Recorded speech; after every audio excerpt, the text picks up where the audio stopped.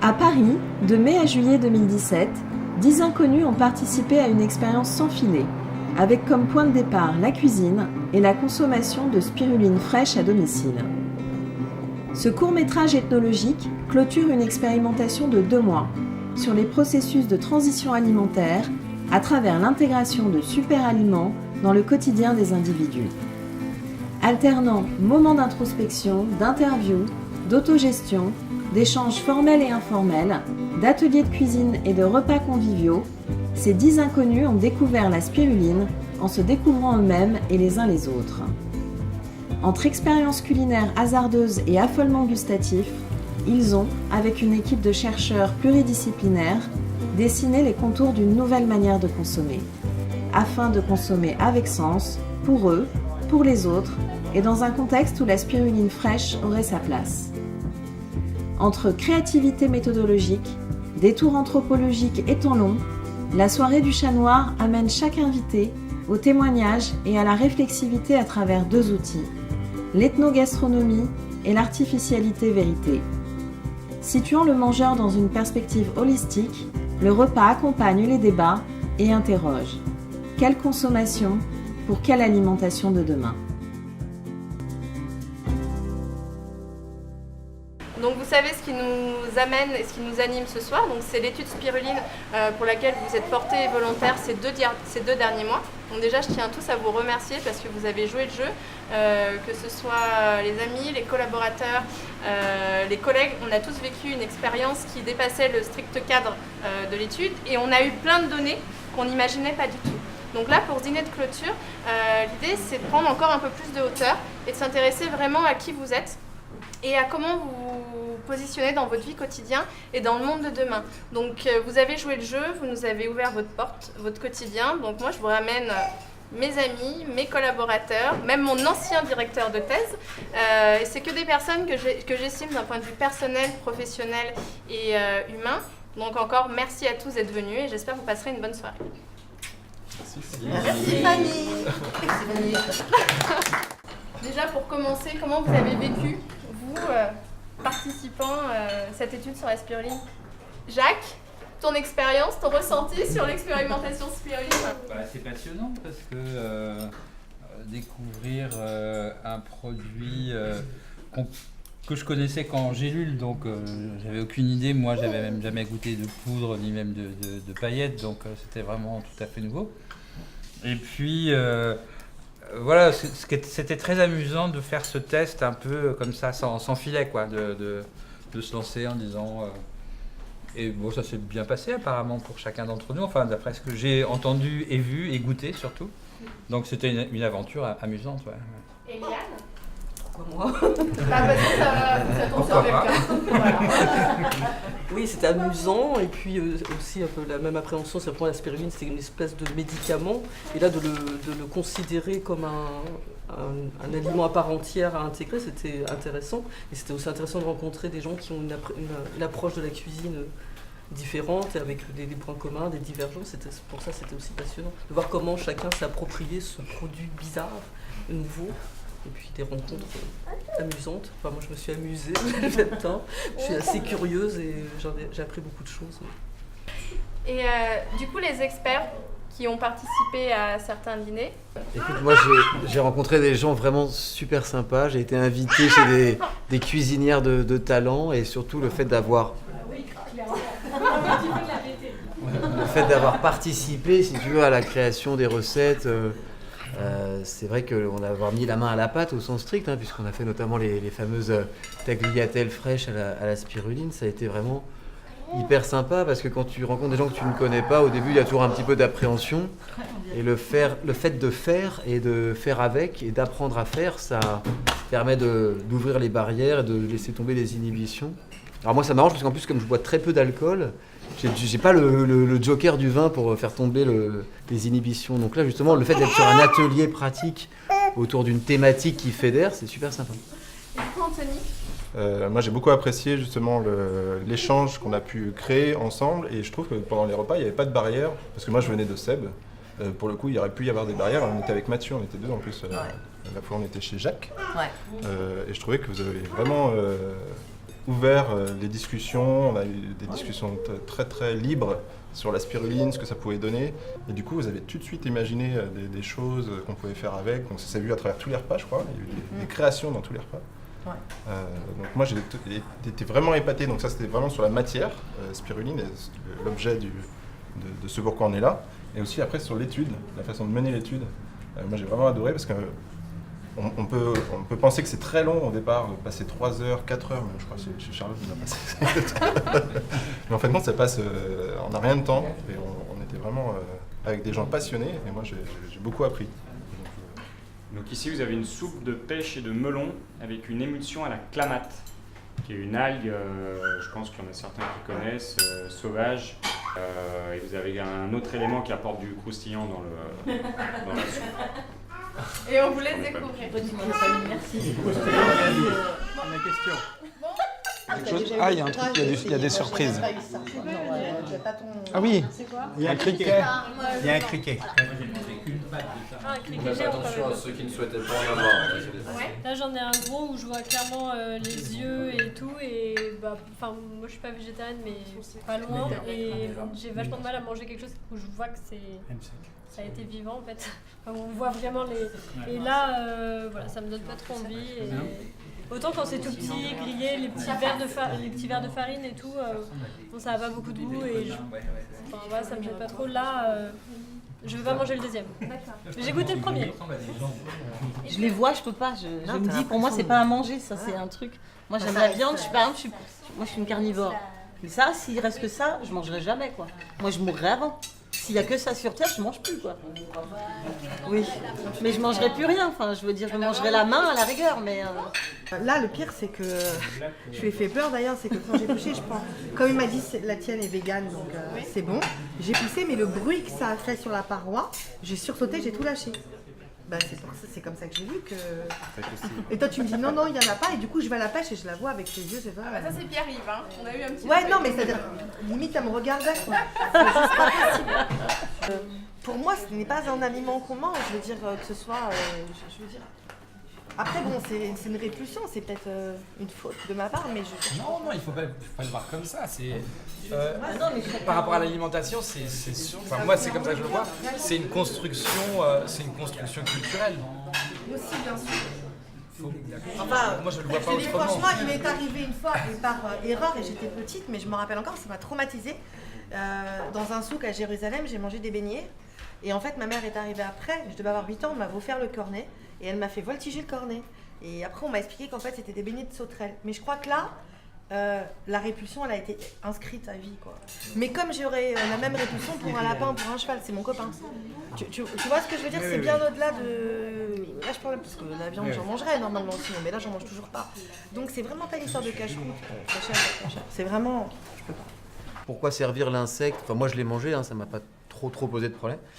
Mais il y a quand même un petit dégoût au début, c'est vrai. Mais pourquoi ne pas effectivement réduire à l'état de poudre ou de farine pour faire quelque chose qui ressemble à quelque chose qu'on connaît, comme le steak de soja par exemple. On reprend la forme du steak pour inciter les non-végétariens à se mettre au steak de soja. Même effectivement, c'est une construction culturelle, mais cette culture, elle existe. Moi, j'ai une répulsion, je ne vais pas dire que ça ne me répugne pas. Avoir les yeux de l'insecte qui sort de ma soupe, je peux pas. Mais effectivement, si c'était transformé, parce qu'on mange pas, quand on mange un lapin, on n'a pas un lapin en entier, c'est quand même masqué. Là, c'est le côté pas cuisiné qui est un peu bizarre. La bête brute, à mon avis. Mais c'est un bon exemple, le lapin. On a augmenté les ventes de lapins il y a, pareil, 25 ans, j'ai fait une enquête là-dessus quand on a coupé la tête. Oui, sûrement. Et qu'on l'a coupé en morceaux, et donc tout d'un coup, le lapin a disparu. Une question, parce qu'on a parlé justement des enjeux liés à l'alimentation, et vu qu'on est tourné vers le futur, le rapport spiruline-grillon en termes de protéines, quel est le plus avantageux, tant en termes de coût écologique que d'apport protéinique? Je pense que rien ne bat la spiruline en taux de protéines au 100 grammes, puisqu'on est à, de mémoire 67 ou 68 grammes au 100 grammes. Donc ton grillon, il doit avoir un peu comme le poulet, c'est-à-dire 20 grammes. Enfin, sauf erreur, mais on peut wikipédiaiser cette question tout de suite. Oui, Et là, on peut parler de perméabilité de l'estomac. C'est encore un autre... Donc si c'est pour manger 68 grammes et ne récupérer que 10 grammes de protéines pures... Ça, on est tous différents, non? Sur la façon sur la perméabilité complètement, il y a des études à faire, il y a un examen à faire. On a Wikipédia représenté par Charles. En fait, preuve, je ne savais pas. En fait, c'est 3 fois plus de protéines dans les grillons que dans le protéine de bœuf à poids égal. Ah oui, il faut beaucoup de grillons pour faire un bœuf. Donc une dizaine de criquets cuits, soit 20 grammes, correspondent à la valeur énergétique. Alors attends, il parle de protéines ou d'énergie? D'une côte de bœuf. Je pense que produire 100 kg de grillons, ça va bien. Mais ouais, non, c'est pas... Non, mais justement, leur site n'est pas clair.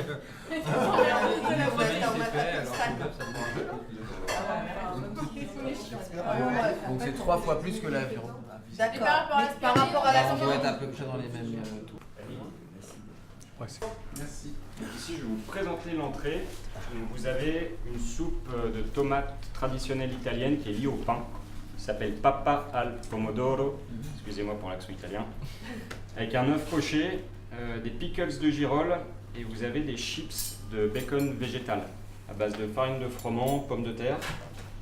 Et en fait, pourquoi la soupe de tomates liée au pain? Parce que je trouve que c'est une entrée intelligente qui s'inscrit bien dans l'actualité, je dirais, au niveau de l'environnement, des déchets alimentaires, etc. Dans la mesure où en fait c'est les mamas qui faisaient les sauces tomates et quand il restait des sauces tomates, au lieu de faire tous les jours des spaghettis, on essaie de trouver des solutions. Et cette recette permet à la fois d'utiliser le pain sec et la sauce tomate de la veille. Voilà. Et les petites pousses que vous avez, ce sont des pousses de cresson. Et l'œuf provient d'une société qui s'appelle Poulaous. Et en fait, c'est assez amusant parce qu'ils refusent, on va dire, de tuer les poules une fois qu'elles ont pondu leurs œufs et qu'elles arrivent en fin de vie. Et du coup, elles vont dans des retraites, on va dire, maisons de retraite pour poules. Et c'est assez intelligent. Ils poussent le procédé jusqu'à, c'est pas encore sorti, mais ça va venir, à sélectionner l'embryon en fait et à savoir si c'est mâle ou femelle pour éviter de tuer tous les mâles. Ce qui est quand même assez intelligent. Donc voilà. Je vous souhaite en tout cas une bonne dégustation. Merci. Il a chiffré. Donc du coup, vous voyez que dans l'assiette, il y a énormément de choses. On a déjà toute la base qui est faite avec des tomates et le pain. On a l'œuf de Poulaous et on a des substituts de protéines animales avec ces chips de bacon. Donc, honneur au bout de la table, Anne, Jacques. Jacques, il mange déjà, donc ça a l'air d'inspirer. Avant, les mamans, me semble-t-il, dans mon souvenir, apprenaient à leurs filles, c'était les femmes qui faisaient la cuisine avant, à cuisiner les restes. Enfin, c'était une tradition, c'était un savoir qui se transmettait. Maintenant, heureusement, il y a Google qui peut suppléer parce que ce message passe plus. Mais à mon avis, il y a un vrai enjeu économique sur l'échelle d'un pays et pourquoi pas de la planète à apprendre à cuisiner les restes, tout simplement. Ouais. Une poule heureuse doit pondre a priori des œufs meilleurs qu'une poule inquiète de mourir, me semble-t-il. Mais oui, si on peut mettre de l'éthique aussi dans la nourriture, je trouve que c'est une bonne idée, bien sûr. Ouais. Moi, j'ai grandi dans la campagne. Il y avait des poules autour de moi, donc oui, c'est bien. En même temps, c'est normal. Enfin, pour moi, c'est normal. On a tellement dévié le chemin naturel de l'animal qu'aujourd'hui, on en fait peut-être tout un truc parce qu'on doit s'occuper de la vieille poule. Bon, c'est bien, mais on ne devrait pas les voir dans des abattoirs où elles ne voient pas le jour. Voilà. D'accord, c'est plus ça qui te dérange. Ouais. Et la fausse viande, vous en pensez quoi? Parce que là, on a du vrai faux bacon. Et je comprends pas dans le végétarisme cette notion de vouloir imiter la viande. Pourquoi on ne mange pas le produit tel qu'il se présente, végétal et avec sa végétalité? Je comprends pas l'imitation de la viande. La chips de bacon, c'est une chips de... Sur le fait de faire du vrai faux, c'est un débat qu'on entend par exemple dans le domaine de la cuisine, quoi.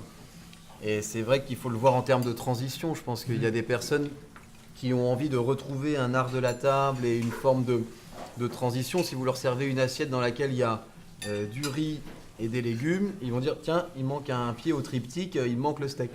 Si vous leur mettez un steak de soja à ce moment-là, on parlait tout à l'heure des appréhensions culturelles quand il s'agit de manger un insecte, mais on les retrouve aussi dans la composition culturelle de l'assiette et des moments de socialité autour des repas. Ils seront plus rassurés si le végétal est présenté comme quelque chose qu'ils connaissent déjà, en l'occurrence, par exemple, un steak de soja ou ces petites chips de viande qui sont de fausses viandes qui sont très bonnes d'ailleurs. Et pour reprendre les restes, je veux dire, on a tous aimé un jour la chip parmentier de nos grands-mères. On revient à a des valeurs, pas seulement au niveau gustatif, mais à des valeurs en fait. À quoi correspond? On a bien compris qu'en fait on devient un peu ce que l'on mange. Enfin pour moi on devient complètement ce que l'on mange. Après c'est mon idée personnelle. Hein. On devient ce que l'on mange et à partir de là, on s'estime assez pour ne pas être une garbage, une poubelle en fait, un sac à compost. Donc on s'estime assez pour se nourrir, donc s'entretenir avec des aliments sains ou des aliments productifs. J'aime cette idée qui commence à s'installer en Europe de sans déchets, sans pesticides. C'est pas une idée bio, hein. C'est vraiment une idée de prendre soin de soi. C'est très égoïste en fait. C'est pas seulement pour la nature. Et je trouve extrêmement intéressant ce que tu dis sur est-ce que la vraie motivation est j'allais dire, excusez-moi si c'est choquant, mais nombriliste, c'est-à-dire est-ce que c'est un truc pour soi, c'est-à-dire soit pour l'image qu'on veut renvoyer, qu'on veut avoir de soi-même, soit pour peut-être vivre mieux, vivre plus longtemps en fait. Donc est-ce que c'est une motivation de l'ordre individualiste? Est-ce que c'est une motivation sociale, collective, qui est une sorte de continuation par d'autres moyens d'une perspective de progrès humain partagé? Est-ce que c'est les deux? Et comment est-ce que les gens articulent ça dans leur manière de manger? Et je trouve qu'au-delà du cas de l'œuf, du faux bacon qui goûte comme le vrai, est-ce que c'est bien ou pas de manger du faux bacon Enfin, est-ce que c'est bien de continuer de manger du bacon si le faux est... si on ferme les yeux est le même?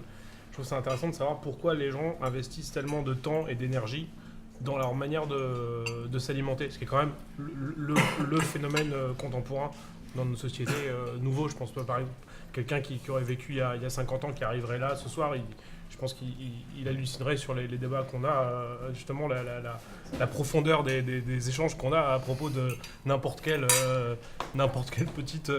Enfin, excusez-moi si je sais pas si... Mais je trouve que c'est... Voilà, moi, Et du coup, en fonction de tout ce qu'on se dit depuis tout à l'heure, est-ce que vous pensez que c'est plutôt une tendance de fond, qu'on va être structurel ou qu'on va plus être dans de la conjoncture et dans l'effet de mode?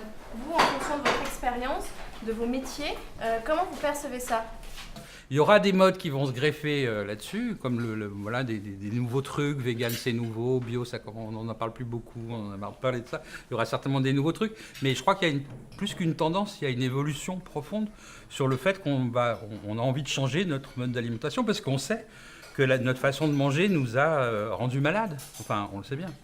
Les médecins nous l'ont suffisamment dit. Donc, non seulement qu'elle nous rend malade nous, mais qu'elle rend malade notre planète, notre société, et peut-être même notre santé mentale aussi. Nos relations sont sans doute aussi dictées par ce qu'on mange. Mais c'est vrai qu'en société, quand on dit qu'on est végan, on pense que c'est un phénomène de mode qui va être éphémère en nous.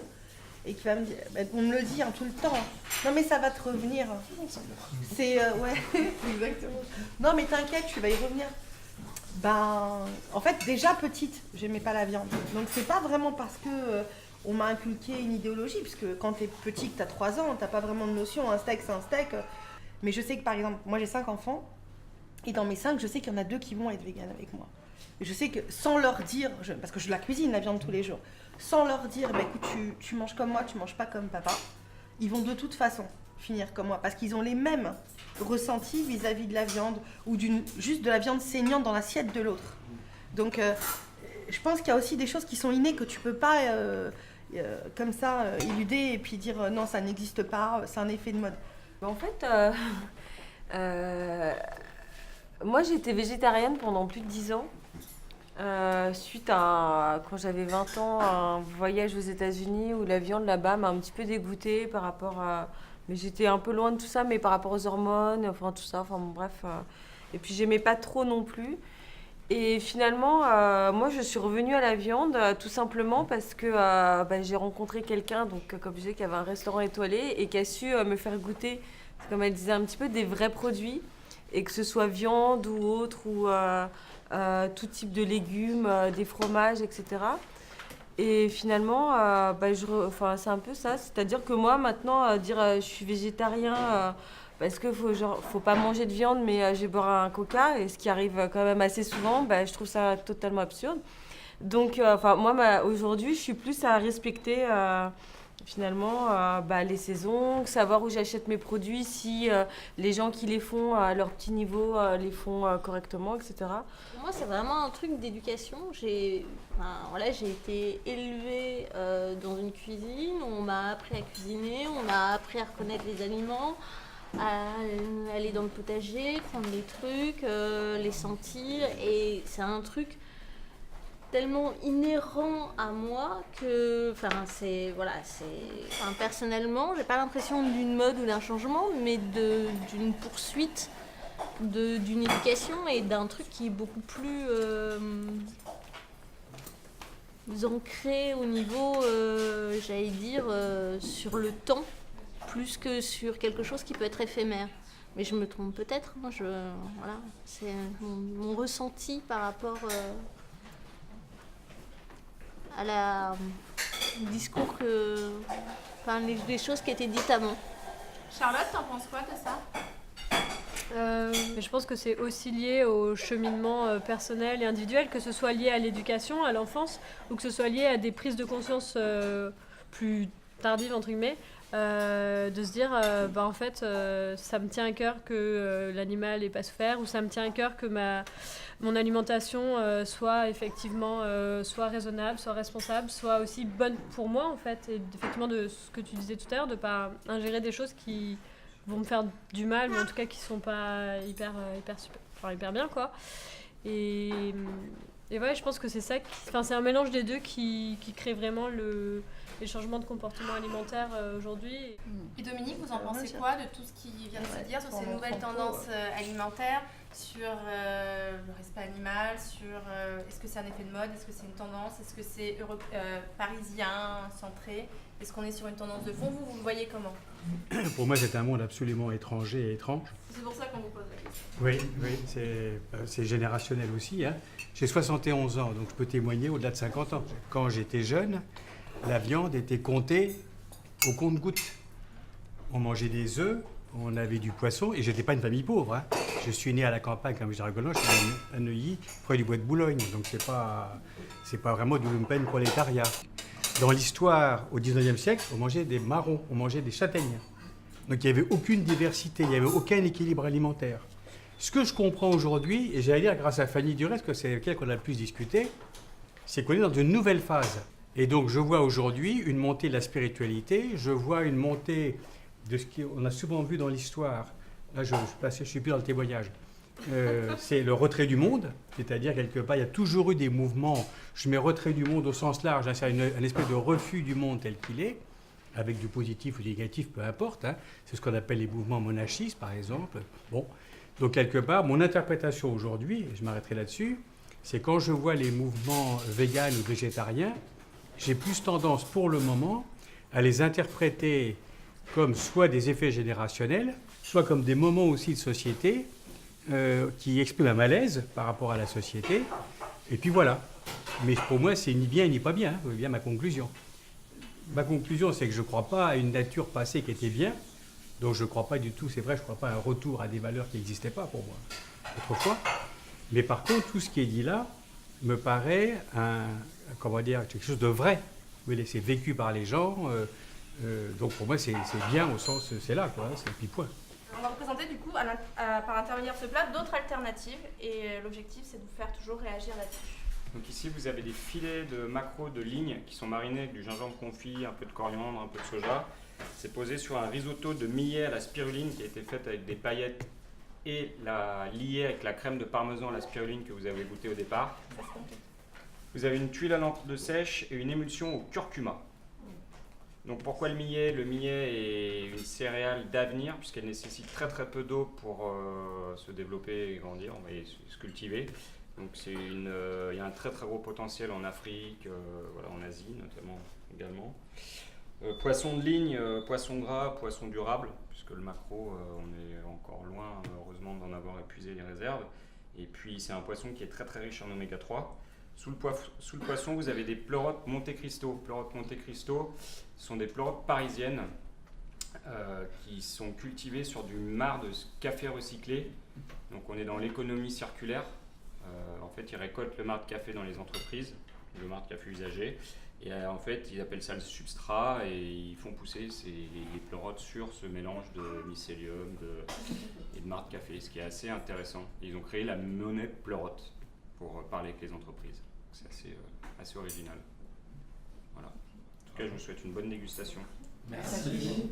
Par exemple, notre chef nous a vanté les mérites du millet d'un point de vue environnemental, ce qui est très bien. Mais pour moi, quand j'entends millet, le premier truc auquel je pense, c'est que c'est une céréale, sauf erreur, qui ne contient pas de gluten. Ce qui va peut-être relancer la question sur la mode ou pas la mode. Mais donc voilà, donc c'était juste pour savoir si d'autres participants autour de la table avaient aussi une préoccupation santé. Que ce soit santé physique ou santé mentale, hein, parce qu'il y a des études qui montrent que quelques heures après l'ingestion de gluten, on a des micro-dépressions au niveau du lobe frontal et qu'on tombe dans des espèces de semi-comas plus ou moins inconscients qui se traduisent ensuite par des accès de violence ou d'irritabilité ou des choses comme ça. Point de vue là-dessus, d'un point de vue personnel, est-ce que tu as changé des choses dans ton alimentation? Qu'est-ce que tu as fait pour cette santé et comment tu te perçois mieux ou moins bien Ouais, moi, à titre personnel, je vois effectivement des effets absolument évidents. Donc, comme je l'ai peut-être évoqué, moi je suis particulièrement intéressé par les jus de légumes, les jus verts. Qui sont vraiment une bombe nutritionnelle extrêmement efficace pour reminéraliser les organismes, hein, tout simplement. Quand on va sur les marchés parisiens, les producteurs locaux, comme ils ont des légumes qui sont pas terribles, qui sont moins jolis, astiqués que ceux de Rungis, il y a 15 ans, personne n'allait les voir, il y avait juste 2-3 personnes. C'est des légumes un peu tordus, rabougris, etc. Maintenant, la queue, tout le monde va chez eux, quoi, parce que sur le plan du goût, sur le plan de justement toutes ces questions qu'on se pose sur qu'est-ce qu'on mange, la réponse est plus satisfaisante. Donc qu'est-ce que tu disais, Wiza? Je disais qu'en fait, au contraire, je trouve qu'ils commencent à en réintégrer, puisque même les légumes, moi j'en achète chez les petits producteurs, même quand je vais faire ma cueillette en fait. Je suis super contente quand je déterre des carottes, elles sont enlacées par exemple, ou elles ont... j'en ai ramassé une, elle avait un pied, c'était un pied quoi, un petit pied d'enfant, tu vois. Et je trouve que c'est dommage, justement, moi je connais des gens qui achètent des trucs... Il faut que ce soit calibré, tu vois, il faut que ce soit beau, il faut que ça brille. Tous ces comportements de méfiance qu'on a vis-à-vis les uns des autres sont fondés sur une chose qui s'appelle la norme. Et dès qu'une société se crée, elle crée des normes. Et je pense que si on commence à mettre de la norme dans les légumes, et surtout à faire la publicité auprès des enfants, de leur dire qu'il y a des légumes normaux et d'autres qui sont anormaux, et que ceux qui sont anormaux n'ont pas de valeur, parce que quand c'est gratuit, ça n'a pas de valeur, je trouve que sur le plan philosophique et sociologique, ça peut avoir des retombées terribles. C'est-à-dire qu'on va leur apprendre qu'il y a des choses qui sont calibrées, jolies, vendables, qui ont de la valeur, et d'autres qui sont un peu bizarres, comme les personnes handicapées, les homosexuels, les noirs. Vous voyez, tous ces qui sont non conformes et qui n'ont pas de valeur, mais bon, qu'on peut donner, qu'on peut traiter comme esclaves, qu'on peut mettre dans des camps pour faire fabriquer des trucs. Enfin, il y a quelque chose qui me dérange dans l'idée de poser une norme sur le légume ou sur le truc, etc. Ceci dit, j'ai une information à apporter, c'est que LSA, qui est le magazine de la conso, tu dois connaître ça, des linéaires et compagnie, je sais parce que j'ai fait un article, a fait je crois le meilleur trafic de son histoire sur l'article sur les légumes moches.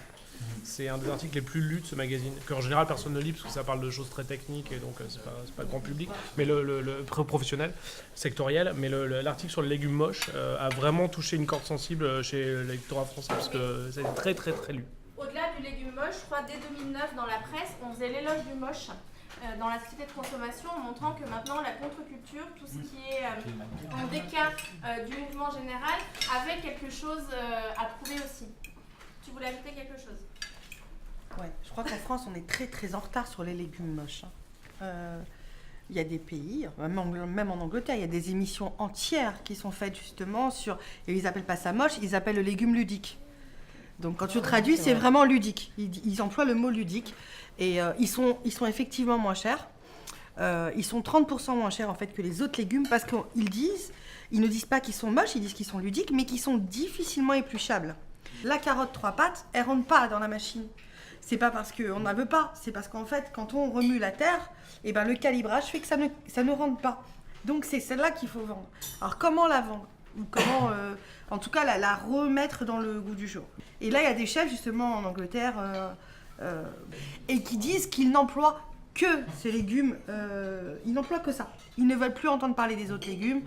Et je crois que là, la parole après, justement, elle est écoutée différemment.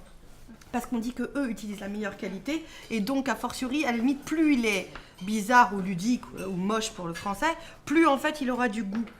Parce qu'il s'est laissé faire à la nature. C'est pas un truc qu'on a essayé de faire entrer dans un trou, il s'est laissé aller dans la nature. Jean-Laurent Laoussine, vous faites la spiruline des nuls, comme vous l'avez dit tout à l'heure. Donc là, vous venez de goûter le premier plat où il y a énormément de spiruline. J'aimerais avoir votre avis sur le goût, la texture.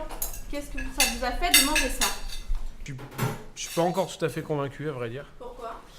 Alors j'imagine ma vie d'avant la spiruline et celle qui vient de démarrer, je vois pas encore une vraie amélioration, mais peut-être qu'il faut laisser sa chance au produit et attendre encore un peu, mais non, mais honnêtement c'est pas une révélation quoi. Je me suis dit tiens allons-y. Mais non, il y a pour l'instant gustativement j'ai pas eu de chambardement au niveau des papilles, il n'y a pas eu de feu d'artifice dans la bouche pour le moment. Après le millet je connaissais, là encore non mais sinon ça reste quand même très bon, ce que nous propose le chef est quand même très très bon. Ouais. C'est tout le génie de ce genre de recette, de réussir à nous faire consommer des aliments qui sont sains. Enfin, la spiruline, pour moi c'est une superfood quoi, c'est vraiment un aliment qui est bourré d'antioxydants, de protéines facilement assimilables, etc. Et donc le fait de pouvoir le manger avec plaisir, alors que la spiruline en poudre est un petit peu dégoûtante quand même, faut bien l'avouer, ça prouve que le pari est réussi. Voilà. Est-ce que tu peux juste expliquer comment tu as fait ton fromage? Ouais, alors en fait c'est des noix de cajou qui sont trempées 24 heures, égouttées, qui sont mixées avec de l'huile d'olive. Là j'ai mis un peu d'ail, un peu de persil. Et une pointe d'agar-agar. Si on décide de plus manger de lait, de plus manger de viande et de plus manger de poisson, pourquoi on fait du faux? On fait autre chose. Pourquoi lui donner ce nom-là? Ou pourquoi essayer de se rapprocher du goût? On retrouvera jamais le goût d'un steak grillé en faisant un faux. Moi, je digère plus la viande. Et des fois, je vois des gens qui mangent un hot dog. Et je me dis, oh, j'aimerais bien savoir. Tu vois, j'ai oublié la notion du hot dog, tu manges vite fait. Maintenant, t'en as au soja, tu mets une sauce qui ressemble à ton ketchup. Ça me fait plaisir. Parce que c'est une sensation que j'ai perdue, parce que je digère plus la viande et le sang du truc, quoi. L'idée, c'est de se dire, effectivement, on est dans une transition, mais pourquoi pas casser les normes aussi, parce que finalement, ces normes, elles nous tirent en arrière. Tous les efforts qu'on a à faire pour faire que ça ressemble à du fromage, pour que ça ressemble à de la viande, on dépense une énergie folle plutôt que de partir à l'aventure du goût, de tous les possibles, etc. Et on est en train d'essayer de retrouver sempiternellement le truc qui ressemble à ce qu'on mangeait avant, quoi. C'est un peu dommage, je trouve. C'est comme si... Pardon. On est en train de manger ce soir, les discussions, tous les aliments qu'on a mis, les manières de les préparer. Est-ce que vous pensez qu'on est dans de la contre-culture, qu'on est dans un mouvement de fond, ou alors est-ce que la contre-culture, c'est pas devenu la norme et être hype en quelque sorte? Je trouve amusant qu'il existe une tension entre le rejet des normes alimentaires et le fait qu'on va peut-être vers dans un monde dans lequel, je le vois, on t'a parlé de Vegetown à Paris, je travaille à côté, bon, on voit comment ça devient aussi une société dans laquelle la spécialisation alimentaire est telle qu'il y a une rue, un magasin, un plat pour chaque mangeur, en fait, chaque comportement. Et c'est intéressant, je trouve, en termes de rapport à la norme, en fait, ce que ça dit.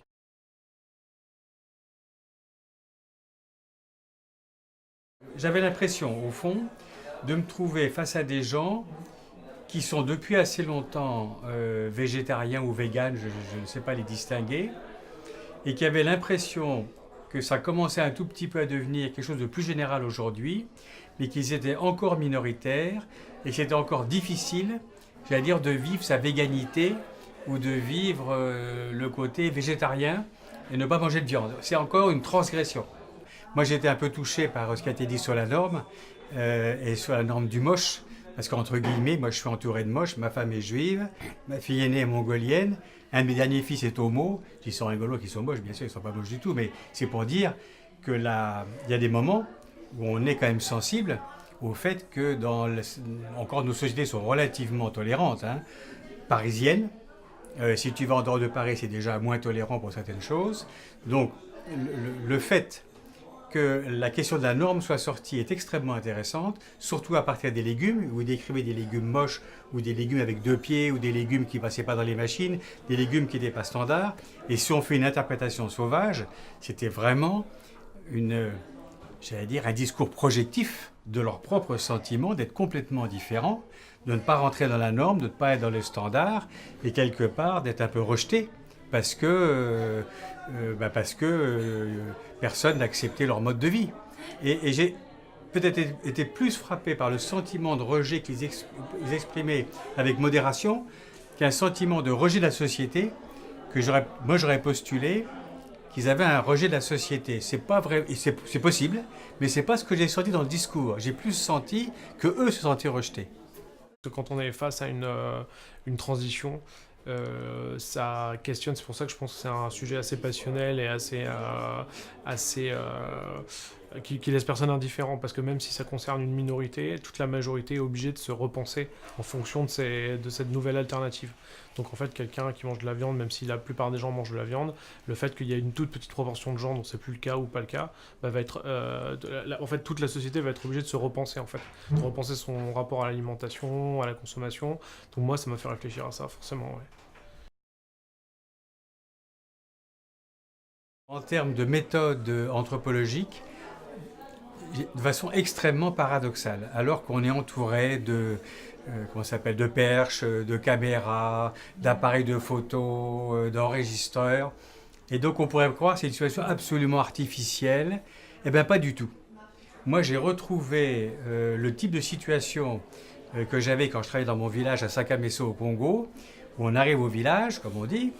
Le soir on s'assoit autour du feu, alors je suis avec le chef, du chef de famille. Au début, on est 2 ou 3 à discuter, et puis à la fin, on est jusqu'à une vingtaine. Et surtout, tout le monde pose des questions, et tout le monde parle à tout le monde. Et là, on a retrouvé cette situation où on ne sait plus très bien qui est l'anthropologue ou pas l'anthropologue, c'est pas très gênant. Chacun à la fois dit ce qu'il pense, donc témoigne, donne son analyse. Il y a donc ce joyeux mélange qui est propre aux enquêtes qualitatives et anthropologiques qu'on retrouve là, alors que l'apparence aura pu être de quelque chose un peu people, et bien pas du tout. Simplement, on a des objets modernes, au lieu d'avoir ce qu'on appelle un tanaka, un fauteuil pour s'asseoir et un feu de bois avec des branches, et ben on a une perche, une caméra et je sais pas quoi encore. Et ben ça marche très bien comme ça. Pour clore les débats, c'est qu'en fonction de tout ce qu'on s'est dit, ce qu'il faut savoir, c'est que d'un point de vue statistique, même si on a l'impression ici que le végétarisme est en train de monter, c'est que 3% de la population en France. Ouais. Donc, on n'a pas la même culture culinaire que l'Angleterre aussi. Ouais. Oui. Pour les 25%, mais en France, on n'est qu'à 3% de végétariens. Donc on est sur des mouvements qui sont relativement stables. Donc je tenais à vous remercier d'avoir joué le jeu, de vous être impliqués pendant cette soirée, parce que j'en étais déjà convaincue avant le repas, mais il y a vraiment quelque chose qui se passe au-delà de l'étude, et ça l'a encore prouvé ce soir. Donc voilà, bonne dégustation de fin de repas. Merci.